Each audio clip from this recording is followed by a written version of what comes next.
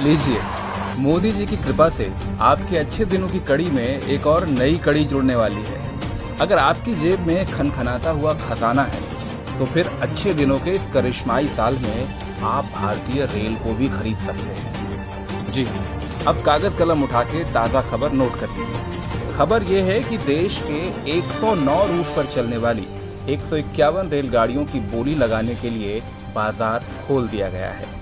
इसका सीधा सा मतलब ये है, आइए बोली लगाइए और ट्रेन खरीद लीजिए। जी हाँ, पड़ गए ना चक्कर में। आज़ाद भारत के इतिहास में ऐसा पहली बार होने जा रहा है।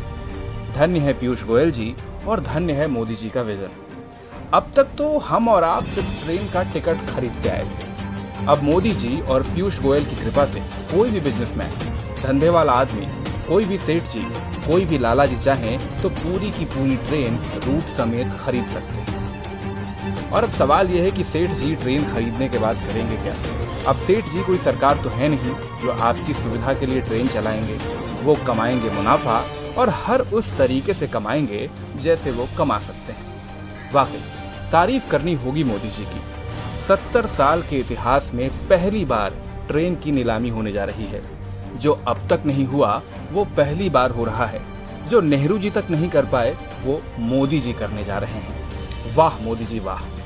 गरीबों का ख्याल हो ना हो, कारोबार करने वाले सेठ जी लोगों का कितना ध्यान है। अब देशद्रोही तो इस पर भी सवाल उठा सकते हैं, लेकिन भाई इस विजन की गहराई को तो समझो कि जब ट्रेन चला के सेठ जी कमाएंगे तभी तो देश में तरक्की और खुशहाली होगी। अब क्या हुआ कि बाद में महंगी टिकट की वजह से गरीब आदमी ट्रेन की टिकट न खरीद पाए।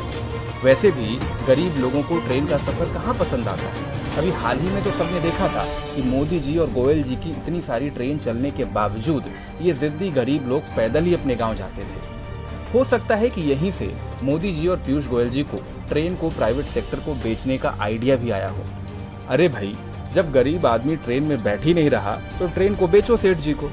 अब देश की सरकार भला क्यों टेंशन ले। सेठ जी चलाएंगे अपनी ट्रेन और कमाएंगे अपना मुनाफा। जिसे ट्रेन में चढ़ना हो चढ़ ले। भाई वाह, गरीब लोगों से लेकर सेठ जी तक के फायदे के बारे में सोचने वाली ऐसी दिलदार सरकार की तारीफ तो बनती है। और साथ ही तारीफ बनती है इनके तेज तर्रार एटीट्यूड के लिए भी। एकदम फटाफट अंदाज में 1 जुलाई को मिनिस्ट्री ऑफ रेलवे ने प्राइवेट कंपनियों से प्रपोजल भी मंगवा लिए हैं। भारत सरकार को उम्मीद है कि इससे वो प्राइवेट कंपनियों से करीब 30,000 करोड़ रुपए तक का इन्वेस्टमेंट जमा करेगी। अब जैसे ही देश के 109 रूट पर 151 ट्रेन की डील हो जाती है, फिर देखिए कैसे कायाकल्प होता है भारतीय रेल का।